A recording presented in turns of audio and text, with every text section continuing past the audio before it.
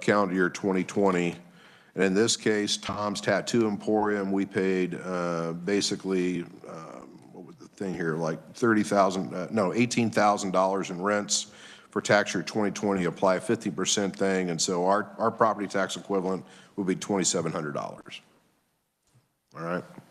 And once again, we got that 15% fraction. For those of you who've been here, like Chairman Tyson, myself, and others, back when we used to do the homestead, when you actually allowed renters, this is the fraction they used, is they use that as the basis for their property tax rebate. So then there's really two parts you're going to determine for your business. How many days were you actually ordered shut down? And that could have been an order from the state, it could have been an order from the county, the city, who knows. And basically what you're going to do is you will make an assertion as a business of it was either 91 or more, between this, between that, whatever. Here in the fictitious example, Tom's Tattoo Emporium was shut down between 61 and 90 days. And you're also asking the business to basically provide the dates that they were shut down totally. And so through the formula, you can see that basically this is going to give that business $675 potential rebate on the shutdown days. And I inadvertently knocked off the formula there, I apologize. But basically it's the property tax you see up above, the $2,700, and you would basically divide that by 3, and that's the amount you get, the $675. The second part of this claim rebate is you're basically asking the business, how many days were you under some sort of ordered restricted operations? You were open, but maybe your hours were limited, or you had to be open certain days, whatnot. What we're doing there is Senator Steph and I thought it'd be good not to give a full rebate, but basically give them 75% of that. So in this case, to the tattoo parlor, basically it's fictitiously said we were restricted days between 121 and 150. So that's basically 5 months worth of credit. We always round up to the next month. So that there, when you take the 0.75, that's basically worth $843. So that for the calendar year 2020, those were the days of either shutdown or restricted operations. We've documented, they put in the date ranges there that they were impacted on those. And basically see the bottom there, and I'm sorry for the small print, but you see a qualifying rebate, then a total of a little over $1,500. There's a rebate payout ratio, and I just arbitrarily picked a number out of the air because I have no idea what the fiscal note on this is going to be. I just said, okay, we'll just give you a third back. And so then in this case, the Emporium would get a proposed or hypothetical property tax refund of $501. And this would be for getting that back when they do their tax year 2020 taxes. So once again, it works just like a circuit. Well, it works like a circuit breaker in the fact they're going to make applications to the state. KDOR is going to send them back the check. Now, what we also have in this bill is that KDOR is going to turn right around, and for that county of record, they're going to charge back to the county half. Okay, just arbitrarily. And that's not saying, and that doesn't mean the county gets received if they made the order. It's no blame. It's just the county's going to pick up half, the state's going to pick up half. Okay. So with that, I will shut up, Madam Chair, and we'll be happy to address questions. But that's the concept that Senator Steph and I were trying to lay out to make something quick and easy and manageable from a business standpoint. Thank you, Senator, and thank you, both of you, for your work again this weekend. And Amelia, committee, any questions? No questions? Committee, we have a couple of ways to work this then. Amelia, I don't want to put you on the spot, but do you have an estimated time on when you could possibly have language?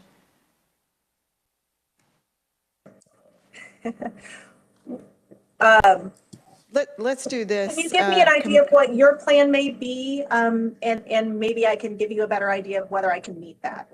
No, that's wonderful. And committee, what I'm thinking is we have a couple other items to finish up here this morning. And then if there's no questions, we could possibly get back. Let's see what the schedule is today for conference committee reports. If we're going to be in the building and around, then we could possibly meet much later today or first thing tomorrow morning. My objective is to get the bill out as quick as we can. If we can't make it till tomorrow, that's understandable, but anything we can get out today could possibly get above the line tomorrow or the next day, if we were able to get it out of committee. Senator Stephan. I'll make a couple of statements while Amelia processes all that information. Thank you, Madam Chair. I do want to throw out a couple of questions. We kind of put together Senator Holland and I kind of put together a group of questions we wanted to throw at the committee to ponder. A couple of those were previously posed, and to go back to those. You know, the effective date of the proactive part. We need a smooth segue from retrospective to prospective, and we don't have that right now. And we need to think about that. Do we want to leave the retrospective part clear through 2021? The only other thought would be to end it when the emergency declaration ends, which is supposed to be what date, May? You know, that's a great question. We should address that as to when we want this. I know that the current amendment before us has April, and the committee does need to decide how we want to handle that. So are there any thoughts or comments? Senator Alley. Thank you, Madam Chair. Do we know if there's any restrictions on any businesses today? Thank you, Senator.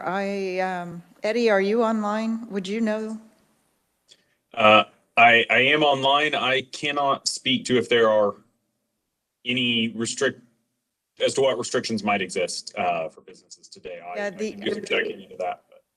I think it would be on a county by county basis. I do know that there are still mask restrictions at some, and I don't know about capacity at all restaurants. Is there a limited capacity at some restaurants still? I just meant to nod that would be the other one that would come to my mind. Yeah, I think Senator Clays is confirming that he is aware. I live in a county where we don't even realize there's a pandemic until we go visit our neighboring counties. So I'm not a good one to ask that question to, but it appears there are. Thank you, Senator Alley. One more question, and with perhaps new money coming into the state of Kansas, could this rebate be paid for by COVID relief funding? Senator Clays. Stephan, I'm doing it again.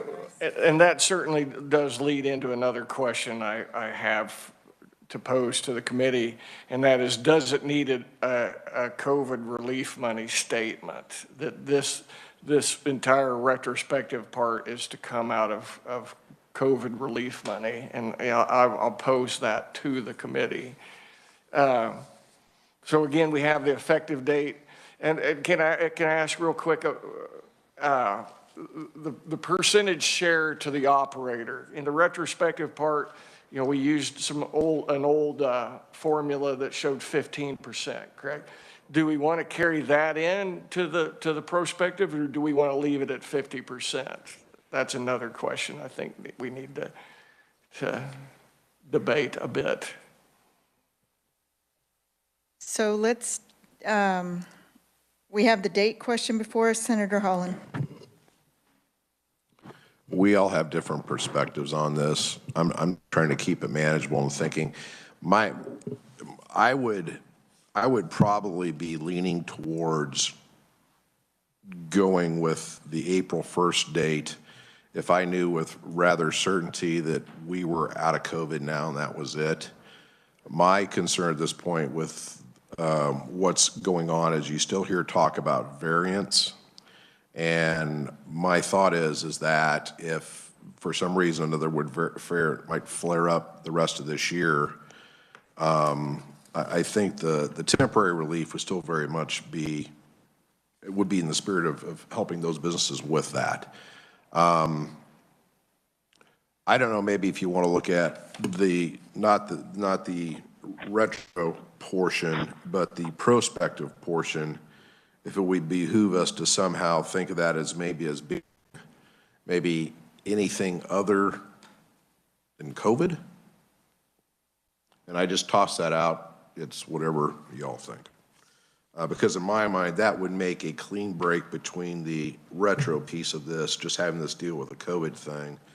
And I think this, and look, I don't want to speak for who brought the original 149 forward, but I think we're trying to send a message as a legislature that we don't want future impositions of this stuff going on.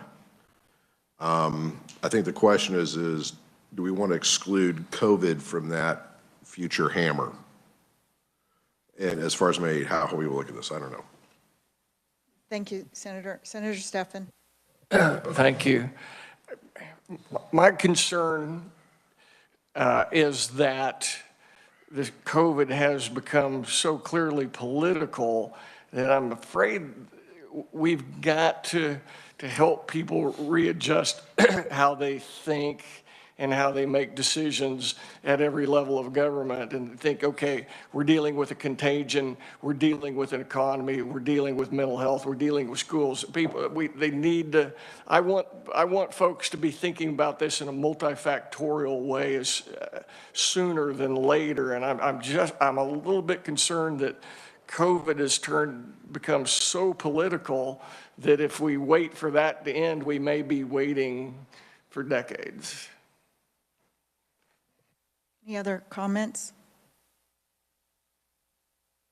So let's dispose of the begin and end date. If we have to, we can come back to it, but I would like the committee to make a decision on it. It will help Amelia. I mean, she can't write something that we don't have the language for. So for my comment, I would say that April 1st is already passed. So I would like the businesses and or government entity to know that anything going forward, they're 100% responsible. So if we could set a forward date, I don't know how forward, whatever the committee agrees on, I think that would be the best way to go. But whether it be January 1st, July 1st, or, you know, whatever the date may be, the committee, but I would prefer we not set April 1st as a start date for the 100% reimbursement. Committee, Senator Hall. I guess in the spirit of that, Madam Chair, what if we basically, since we, and we don't have to do it this way, but I think as Senator Steffen and I originally envisioned, this retro is going to be for a full 2 years. That it would end as of tax year 2021. So why don't we make the effective date here, say, January 1st, 2022. You don't have the overlap. It's clear what's going on. And then I would just throw that out there. Any comments or questions on that? Seeing none, do you want to make that in form of a motion, Senator Holland?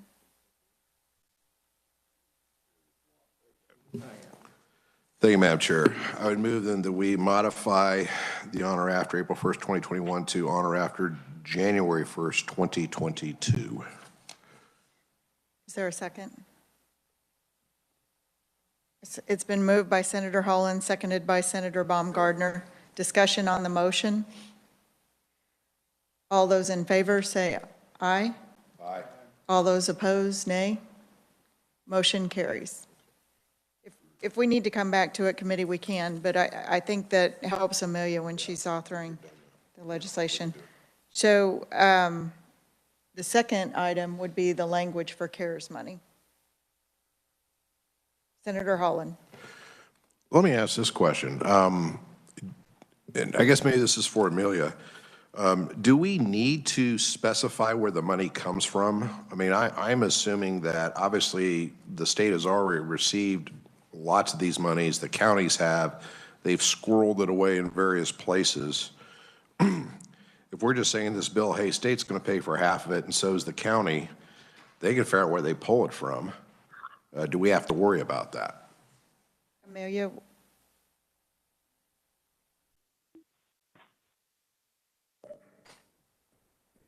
Well, I think if you want to designate, and I mean, I guess it's up to you whether you want to make an explicit instruction of where, in the provision where the money is coming from. You can, I believe there was a handout last week that had just had kind of an example, just a first draft example of using the COVID monies. It was a discussion point. It wasn't offered, but I believe there was, that would show just an example of if you wanted to make it contingent on receipt of COVID monies and an appropriation of COVID monies for a program, there was some example language there. Senator Holland. Well, I don't want to make this contingent. I mean, I want to put this out there. I want people to have to get their money and get it. And one other thing, so I know there has been some talk recently too about the Biden administration, and there may be some potential strings attached to this federal CARES money. I know we've all seen some articles in the papers recently about how there may be certain types of tax actions that states take that they may have to potentially reimburse for if in any way those federal CARES money were quote unquote indirectly used to fund that. I guess in my mind, what I'm trying to say, Madam Chair, is that in my mind, this is a bill specifically because of COVID issues. And I want to be sure that this is not one of those tax cuts that could potentially run afoul of that language, because to me, ideally, we would want to use the CARES money so it's not seen as we're trying to pay for something unrelated to this. So I would just leave that to Amelia, however language we need. But I want to be sure that people understand is we're not offering some unrelated tax cut because we have monies coming in for the government we're going to backfill. I mean, this is specifically because of COVID, and so whatever language we need to be sure that this will not run afoul of any sort of a clawback from the federal government. I just want to be sure this gets in here. Thank you, Senator. Senator Steffen. Thank you. You know, I recollect, I'd be happy for anybody to verify or deny. At the county level, when they were given that initial CARES Act money, they had to have it spent by a certain time. And if they didn't, they had to give it back. So they all worked incredibly diligently to spend every penny. So we do understand that the state has money available left over, but I doubt that the counties do. And I think that's an important thing for us to keep in mind. Senator Alley. Thank you, Madam Chair. We do know that there will be more funding coming to the counties and the cities. I think there's 9 major cities that will get money, and then every county will get additional funding, and that's coming in probably the next few weeks. If we do not fund this with COVID money, where does it come from? And it comes from property taxes. And who pays property taxes? So we're taking property taxes out of this guy's hand and put it in this guy's hand. So I think it needs to be specified it comes from COVID money until the COVID money goes away. Thank you. Any other comments? Senator Holland. Okay, and this is maybe kind of really getting in the weeds, but I guess what I'm thinking too, Madam Chairman, from a mechanic standpoint of this, I personally like the way we've got the bill now, both the retro and the prospective going forward. I would hope that if we can get this across the floor, that maybe the House maybe not concur. And what I'm thinking is that when we get back for the veto session, we'll know more about monies and where they sit, and maybe some more clarity. I'm not even sure the Biden administration, have they even formally issued their guidance yet from the federal care stuff? I don't know. But maybe by the time we get back here into April, early May, then we could put the finishing touches on this and feel better about this. I don't know. So. Thank you. Any other comments? Well, Senator, I would like to put out the best possible product. I don't want to gamble, I guess, in the hopes that something may or may not happen. Okay. So hopefully the committee can get to where we need to be in order to pass this bill out. Senator Steffen? Thank you. Well, I'd like to make a motion that we do incorporate a statement that this will be allocated from COVID relief money. How about we work with Amelia on getting instead of a conceptual, that's a pretty big lift. So let's work with Amelia on getting some language, and then we'll work that motion later today. Okay, I withdraw my motion. Okay. Then I'd like to recommend that the statement include that we see this money coming from COVID relief, and that would be the opportunity to incorporate the language that Senator Holland talked about as far as clarifying that it is relief money and it's not a tax refund. That's perfect opportunity to couple that. Okay, thank you, Senator Allen. Thank you. I think that's the right language, but we also know that the money is going to come directly to the counties, the next wave of money. So it should be from the county's money, not from the state's money. The state can, if they have an overabundance of money, they can give it more to the counties. But I think this is something the counties are really in charge. Counties have made the mask order, the counties have done the shutdowns. So therefore, the counties should be the ones that, out of their COVID money, pay for that. Senator Holland? I totally agree with Senator Alley, but just also keep in mind that there were some state shutdowns here as well. And the other thing is that I believe that the state still has some federal monies they're potentially sitting on, maybe 50, 60 million, I don't know. And so that's why right now the retro language is under the guise of the state pays half, the county pays half. I mean, the state's going to pay it all back because there's a central point, right, of administering the claims, but they would charge back half to the counties. So that's just the way it's set up now. So just for clarification. Thank you. Senator Steffen? Thank you. Yeah, I do feel that state strongly participated in the shutdowns and the restrictions. I do think the 50-50 is a very fair way to approach it. Thank you. Senator Corson? I'm sure the answer is yes, but is revenue working on a fiscal note for this, for the county impact? I mean, my county is going to want to know. Senator Holland? Yes, they are. They've been, I've been in touch with Kathleen with specific types of codes. They've kind of, they really can't go at it from a NAICS perspective. There's actually different property classification codes that they have in PVD. They're going to go back to the properties, and they're going to kind of, look, they'll have a ROM, okay? It's not going to be specific. I mean, it's going to be very rough, but they do think they could put together some sort of a ROM on this thing. Any other questions?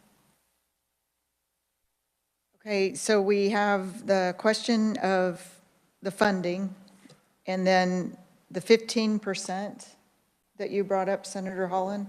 What was the question on that? Well, we just went with the 15% based upon that's how they used to treat the renters in the old homestead agreement prior to 2012 when the change was made. So if we want to, maybe if Kathleen or somebody wants to rehash that, I'm not sure they do. If anybody has a better idea, but that's just where I came up with the 15%. Okay, thank you, Senator. Senator Steffen, did you have any other questions of the committee?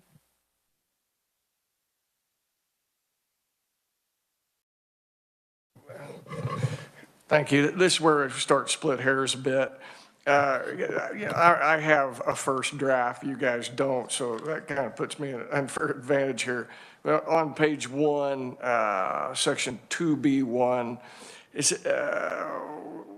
it says in good standing with the Kansas Secretary of State, but also within the bill, we talk about businesses who were in business but then shut down. So they may not be in good standing with the Secretary of State. So we could certainly discuss whether we want to keep that in there. Might suggest a date certain. Senator Holland? I think My, so just so you understand, so I got those basically statements, those qualifiers from different states that were offered to me.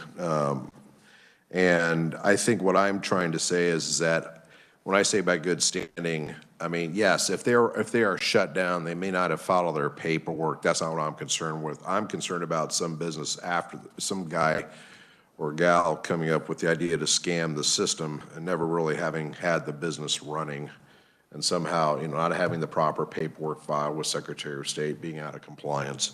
One of the statements we have in here, Madam Chair, too, if I might, is that,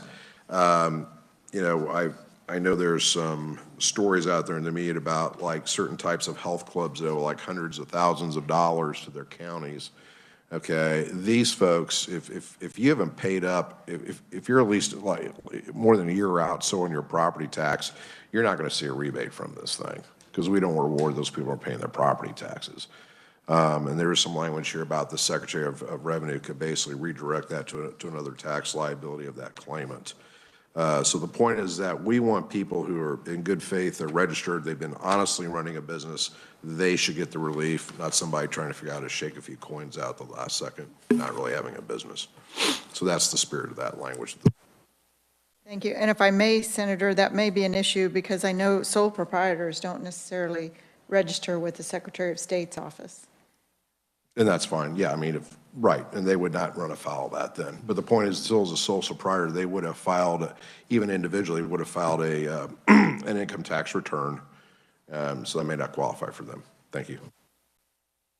So I want to be clear on this. We're going to exclude, your intention is to exclude sole proprietors that are not registered with the Secretary of State? If the sole proprietor is not have to be registered as Secretary of State, then they would not fall under that. What do you mean? I just don't want to exclude these sole proprietors that are not registered with the Secretary of State. Oh, they're not, no, they're going to get money from the program. Okay. So however you want to tweak that language, but no, it's meant more for business entities that should have registered, they need to be registered with the Secretary of State. If we need to tweak that language so we don't exclude the sole proprietors, happy to do that. Okay, that would be great, because I know quite a few sole proprietors that would fall under that. Senator Stephan. Senator Alley. Thank you, Madam Chair. I heard some, something about property taxes, and do you have to have your property taxes paid to get a rebate? Senator Holland. You do not. But what I'm saying is if you are more than a year out, like you have not paid them, like more than a year out, then you would not get the rebate. Senator Alley. Now, if we want to scratch that, that's fine. But the idea is that at least when you started 2020, okay, you're paying your taxes. If you have somebody who habitually doesn't pay their taxes, I'm not too keen about giving them a rebate if they're not paying their taxes to begin with. Would the rebate then go to pay off the taxes? Yes, it could go off to, yes, because the language in there, we took some language, and Amelia can further mitigate this. Basic idea is that I think it's revenue, or somebody could basically take that directly in the county to offset that against their tax liability, but they're not going to get a check. Senator Baumgardner. Thank you, Madam Chair. I'm glad for that clarification, because we have historically in the past, if someone were to get that windfall and they are back, they have not paid up on child support and so forth, we have put that in there where that must go to pay off that first. So I think we do need to have that language. Thank you. I would bring up an example a constituent brought to me this weekend. In fact, it's scary, some of the relief going on with the federal government. There was a landowner down in Texas, owed over $2 million. Not only did he get a full grant on the $2 million, he got 20% to pay the taxes on the $2 million. I just don't understand where our federal government is going on this, so I sure don't want to make the same mistake as the state government. Senator Stephan. Thank you. And I think this will be my last nitpicky statement. It's on page 1, section 2B1A. Conducts a majority of its retail sales through customers' physical on-site presence at commercially zoned retail storefront property. The commercially zoned part I'd like for us to discuss a bit, and that ties into page 2 at the top, which is I, agriculture and aquaculture producer such as farms, ranches, and fisheries. There's excluded. I think on that, we should add, it should read agriculture and aquaculture producer such as farms, ranches, and fisheries without storefront end user sales. In my area, we do have those farmers and ranchers who do vertically integrate all right there on the farm, and I don't think they should be excluded, and I doubt if they're commercially zoned. And I know that certainly I don't think that's anybody's intention to exclude them. I just want to make sure we don't exclude those folks. And I'm concerned that that commercially zoned requirement could prove problematic for those people. But if I may, Senator Stephan, the question would be most, in fact, all agriculture was not shut down. So they would not qualify for this in the sense that they weren't even shut down during the pandemic. Would that be correct? That's a great question. You know, I think there was a time where some of those businesses probably would have been considered non-essential and would have been shut down or restricted, because some of them are, you know, like retail shops even, or tourism type of things, and they would have been affected by this. Okay. Yeah. Committee on the language suggested change, any comments? Senator Alley. One more comment on the commercially zoned. What about the lady that has a beauty shop in her garage? Or the one that has the dog trimming or the dog bathing thing in the garage? Thank you, Senator. Senator Holland. Yeah, and that's specifically why I put on the commercially zoned retail, because what I didn't want to have happen, and I'll just give you a real life example like myself, okay? Because I don't want to qualify for this. I have a farm winery. I run a tasting room basically out of the backside of my house. I should not be able to get a property tax rebate on that, because, so the idea is that if you're running a business out of your home, I'm not really looking to provide you some property tax relief for that. That's my thinking. That's why I specifically say commercially zoned retail. If the committee feels differently, that's fine. But that was my thought on that, is that anything out of the home, you're not going to get a property tax rebate on, because I'm specifically looking for those commercial storefronts. Businesses got zapped by having to pay those taxes or leases and not getting to fully utilize those spaces. But Senator, if I may, there's an equation when you file expenses for business on if you have a home-based business, a portion of your home. Maybe we could come to agreement on something like that. So the portion of the home that's for business would be applicable to the reimbursement of the property tax. Any other comments? I'm supportive of that. Okay. I'm not sure I'm smart enough to figure out how to work that into the calculation, but if we can make it work, great. Okay. Thank you. Committee, any other comments or questions? I think we have quite a few questions before us. Committee, any other discussion on this bill? Senator Stephan. Thank you. With that last one on the home businesses that still basically have a home or farm that still kind of have a storefront effect to them, are we in agreement that we would ask Amelia to put together some verbiage on that? Committee, yes, I think we are in agreement. Senator Baumgardner. Thank you, Madam Chair. I think we have to because, you know, last year we passed the bill with regard to the selling of non-pasteurized milk, and that was occurring, the sales were occurring on the farm. So you did have the farm production and you had the sales occurring. So we have historically addressed that issue. And I think that would include your language, Senator Stephan.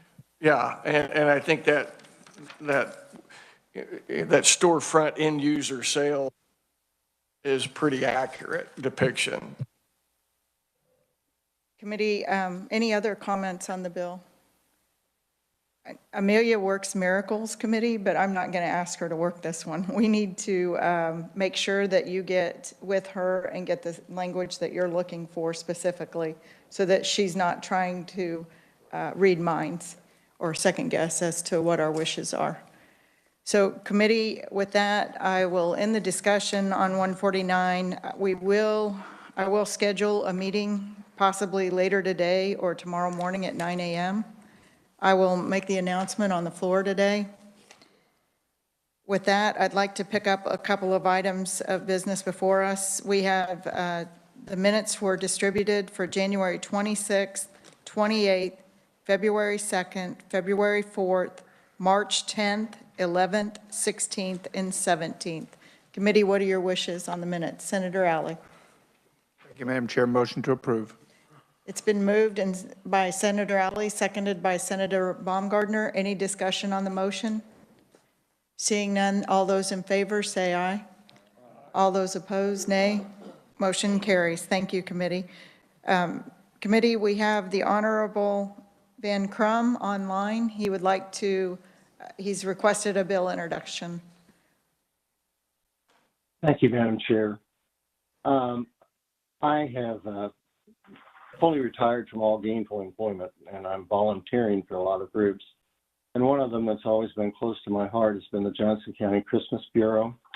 The Johnson County Christmas Bureau helps about 12,000 low-income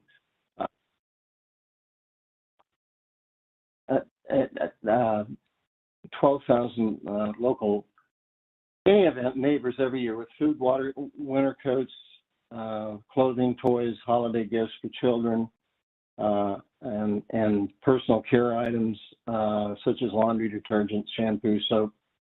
About 85 to 90% of the clients are referred by governmental or private charitable agencies.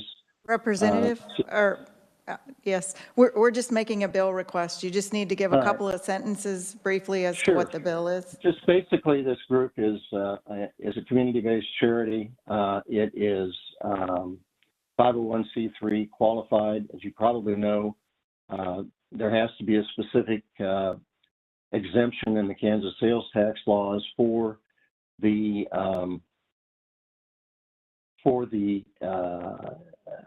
even a 501c3 charity that has also met all the tests of public support, et cetera. And I'm requesting that the bill number that Amelia has already drafted be introduced for consideration. Thank you. Thank you. Committee, are there any questions on the bill introduction request? Seeing none. Senator Baumgardner. Thank you, Madam Chair. What does the bill do?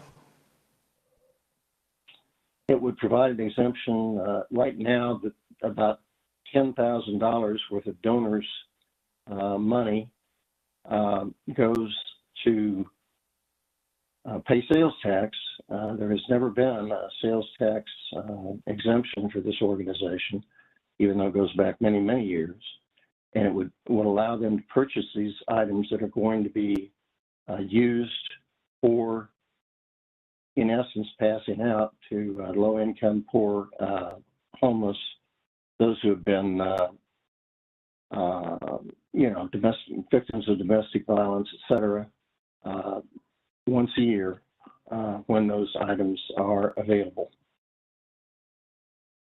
Thank you. Any other questions on the request? Seeing none, is there any objection to the request? Seeing none, we'll make the bill request. Thank you. Thank you. Committee, I will bring up the fact that I am going to make a request for an interim study. We've had more of these tax exemption requests than previously in the past. We need to fix the language so that it specifically spells out so that these entities don't have to keep coming before the legislature. Committee, is there any other business to be brought before us? If not,